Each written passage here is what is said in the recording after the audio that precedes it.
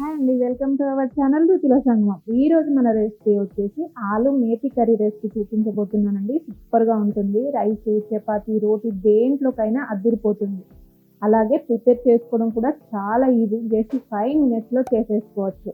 మరి అస్సలు లేట్ చేయకుండా ఈ సూపర్ టేస్టీ ఆలు మేతి కర్రీ రెసిపీ స్టార్ట్ చేసే ముందు ప్లీజ్ మన ఛానల్‌ని సబ్స్క్రైబ్ చేసి వీడియోస్‌ని లైక్ చేయండి. సబ్స్క్రైబ్ చేసేటప్పుడు తప్పకుండా బెల్ ఐకాన్ని ప్రెస్ చేసి మీ సపోర్ట్‌ని మన ఛానల్‌కి అందించండి. ఇక లేట్ చేయకుండా ఈ రెసిపీని స్టార్ట్ చేద్దాం. ముందుగా మీడియం ఫ్లేమ్ మీద కుక్కర్ పెట్టుకొని 3-4 టేబుల్ స్పూన్ల ఆయిల్ని వేసుకోవాలి. ఈ కర్రీకి ఆయిల్ కాస్త ఎక్కువగా ఉంటే బాగుంటుంది. ఆయిల్ వేడయ్యాక అర స్పూన్ ఆవాలు, అర స్పూన్ జీలకర్రని వేసుకోవాలి. ఆవాలు చిక్కుతున్నప్పుడు ఒక చిన్న ఆనియన్, అలాగే 2 పచ్చిమిర్చిని కట్ చేసుకొని వేసుకోవాలి. ఈ ఆనియన్స్ని ట్రాన్స్పరెంట్గా అయ్యేంత వరకు వేయించుకోవాలి. ఆనియన్స్ వేగుతున్నప్పుడే ఒక అర స్పూన్ అల్లం వెల్లుల్లి పేస్ట్ని కూడా వేసేసుకోవాలి. ఆనియన్స్, అల్లము చక్కగా వేగిపోయిన తర్వాత ఒక అర స్పూన్ పసుపుని వేసుకోవాలి. పసుపుని కూడా ఒక 30 సెకండ్స్ కొద్దిగా ఫ్రై చేసుకోవాలి. ఇప్పుడు దీంట్లోకి మీడియం సైజులో కట్ చేసుకున్న 1 కప్పు ఆలు ముక్కల్ని వేసుకోవాలి.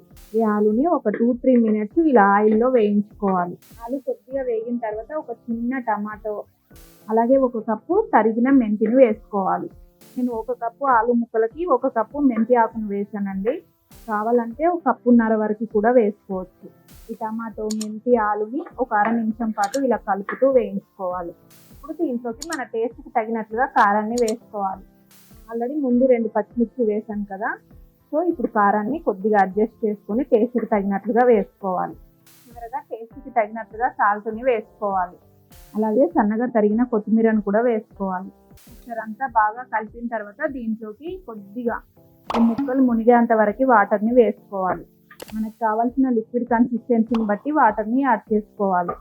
ఇలా అన్నీ వేసుకున్న తర్వాత ఒకసారి బాగా కలుపుకోవాలండి. కలిపిన తర్వాత దీనిపైన మూత పెట్టేసుకొని మీడియం ఫ్లేమ్ మీద 2 విజిల్స్ వచ్చేంత వరకు ఉంచాలి.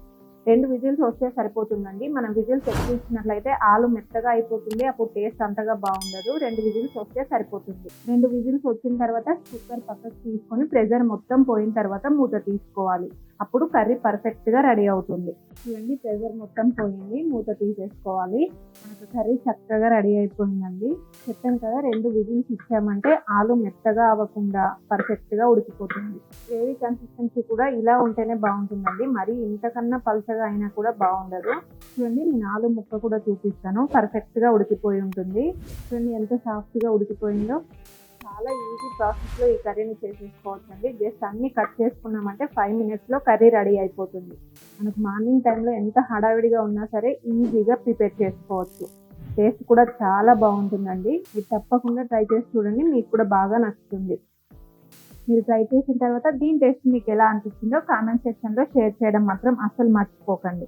అలాగే మరిన్ని ఇలాంటి టేస్టీ అండ్ పర్ఫెక్ట్ రెసిపీస్ కోసం ఈ వీడియోని లైక్ చేసి మన ఛానల్ని సబ్స్క్రైబ్ చేసి పక్కనే ఉన్న బెల్ ఐకాన్ని ప్రెస్ చేయండి. మీకు తెలిసిన వారితో షేర్ చేయండి. Thanks for watching.